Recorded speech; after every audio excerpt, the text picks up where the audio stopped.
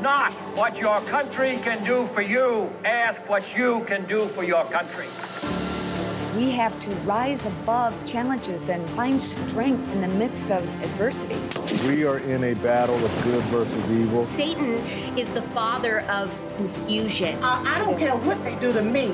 I'm going to keep calling them out. They're berserk trying to disarm Americans, and we need to push back. I'm glad you're fighting for America. There's always hope. Relish the opportunity to be an outsider, because it's the outsiders who change the world. Perhaps you were born for such a time as this. Hello, everyone, and welcome to Faith and Freedom. I'm Shemane Nugent. How would you feel if you discovered that the government unlawfully surveilled you and read your emails? In a shocking breach of privacy, Kash Patel, a former DOJ official, found himself subjected to unlawful surveillance by the very agency he served. And now he's suing the DOJ and the FBI for violating separation of powers and his Fourth Amendment right to privacy. Kash Patel joins us now. Kash, thanks so much for being here. Hey, Shemane, thanks for having me back on the show. Kudos to you for going after the deep state and deep pockets. What can you share about your lawsuit? Yeah, the lawsuit, while it has my name on it, really isn't about me. It's about educating the American public that if they were willing to do this to the individual staffer who is leading Congress's investigation into Russiagate in 2017 and 18, and not tell anyone about it for 5 years, only to have been found out by Google informing me that my records had been turned over pursuant to a subpoena issued by Rosenstein and Wray. What are they doing to everyday Americans? I'm taking them to court to educate the American people that they are targeting all of us if you disagree with them politically. And they're using a weaponized system of justice to do it. And we cannot allow that to occur in this country. And that's why I filed a lawsuit. Well, good for you. Meanwhile, we're one step closer to finding out the truth about the real criminals here, and that we know is the Biden crime family. With a new impeachment inquiry being launched, do you think that we're going to see any justice at all? I think, and I've always said this, I understand the political impetus to impeach Joe Biden. I think the real targets are Merrick Garland and Christopher Wray.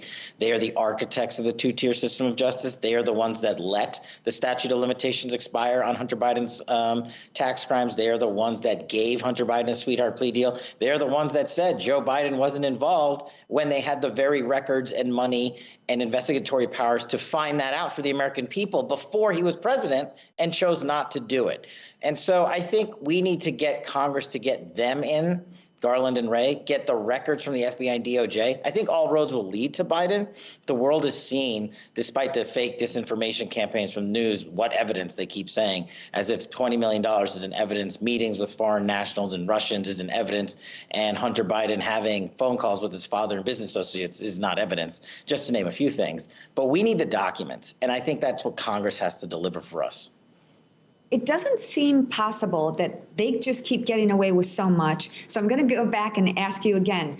Are we going to see any justice here at all? You know, tragically, you're right. That was your question. I totally avoided it. I don't think so. I don't think we see any justice until the election is won in 2024 by Donald Trump, and we remove all these people from their positions of privilege in serving our country because they've chosen to serve themselves. In the meantime, what we can demand from Congress is the documents showing the FBI covering up the Biden crime family syndicate, showing that there were paid informants now all of a sudden at January 6th, showing that there were dozens of FBI agents undercover at January 6th along with their informants. These lies that they have bestowed upon the mainstream media to carry out their disinformation campaigns are being destroyed, but Congress needs to deliver these documents. That's the only form of quote unquote justice we might get. Do you think the results of the impeachment inquiry are going to have any effect on the 2024 election, if there's an election? I might have a little bit of a unique position on this one. I think the Democrats want the Republican Party to do the dirty work for them. They don't want Joe Biden to run. They're not stupid. They're not dumb. They're evil, they're vindictive, and they're very smart. And they would much prefer a Gavin Newsom be their candidate. And if we, the Republicans, impeach Joe Biden and give him enough ammunition in the public sector to basically, take out Joe Biden, then he might have to, just say, hey, I'm out, I'm done. But I think he's going to end up pardoning his son, Hunter Biden. That's what this impeachment is going to lead to. And then they'll have the justification for Joe not to run. So what would happen if he did get impeached? What would happen? Kamala Harris couldn't step up. So what's the next step from that? Yeah, I mean, the likelihood of the charges that will be brought, I think, are likely. But the conviction in the Senate requires an overwhelming majority of senators, and we're just not going to get there. But by chance were it to happen, it would, yes, the presidency would go to Kamala Harris, which might actually even be worse than Joe Biden. So I'm not sure the Democrats want that. They just want a Biden-Harris ticket retired.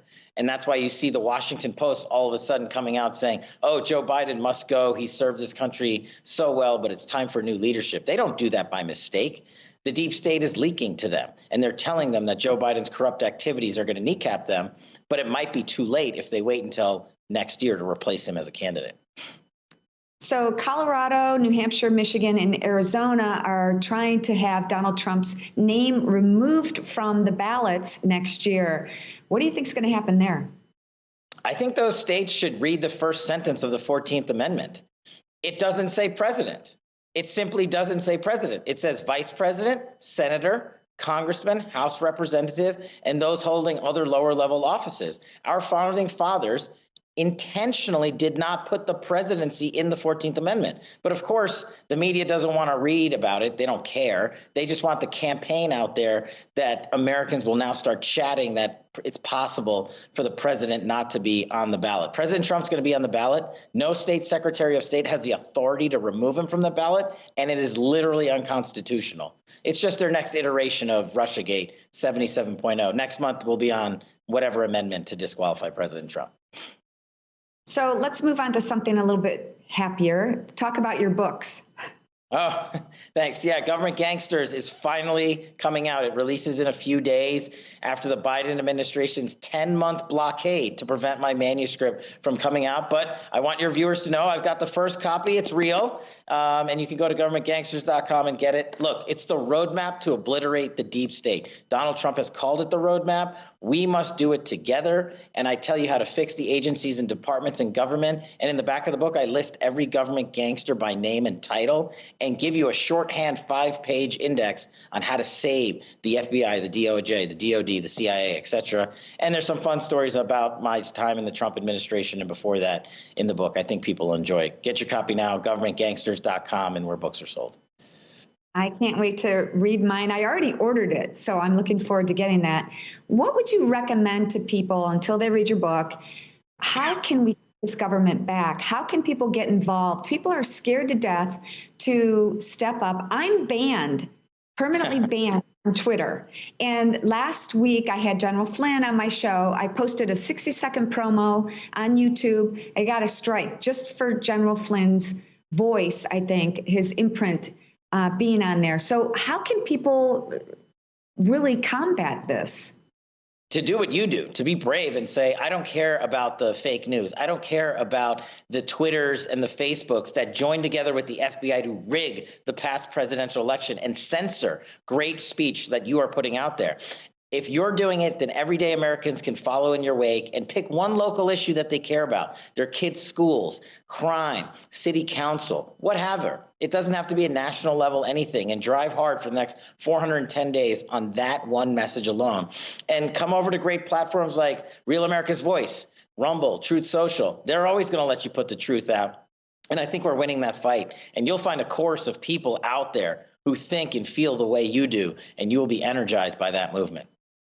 You know, I'm just getting tired. It's not like I'm backing down and I feel bolder and braver than I ever have, but I'm getting tired of playing the algorithm game. Like, I think in a month on Instagram, I gained like 10,000 followers and I went, wait a minute, something's not right. And of course I got all the haters and I got, people, it was just delete, delete, delete, ban, ban, ban. So I'm happy that I'm right here on Real America's Voice and I do have a platform where I can speak my mind, but You know what's funny? Ted's not even banned on Twitter or X, and now I am. Yeah, you outgunned him. That is something to be proud of. Look at that. I would lead off with the dinner table every night with that one. Oh, all right. Okay. Well, that's a good thought. Kash, what's next for you? I'm just home in Vegas and going to be out on the road for the Government Gangsters book tour. Still working closely with President Trump as a senior advisor. So wherever that road takes me, whatever engagements I need to do, speaking across this country and doing great shows like yours, you and I and the rest of the Real America's Voice team are just going to be hammering for the next 410 days. And I can't wait to cross paths with you at the next either Trump rally or whatever event we're going to be at together. I can't wait. Well, Kash, thank you so much for joining me. How can people find you on social media if you're still there? One place, Truth Social at Kash, Truth Social at KASH. That's it. And the cashfoundation.com. If you think you're following me on other platforms, you're following someone. It's just not this guy. All right. Well, Kash Patel, thank you so much for joining me. Thanks so much, Shemane. Have a great day. You too. God bless. So coming up next, talk about uncensored and unfiltered. It's my husband, Ted Nugent. Stay tuned. Relish the opportunity to be an outsider because it's the outsiders who change the world. Perhaps you were born for such a time as this.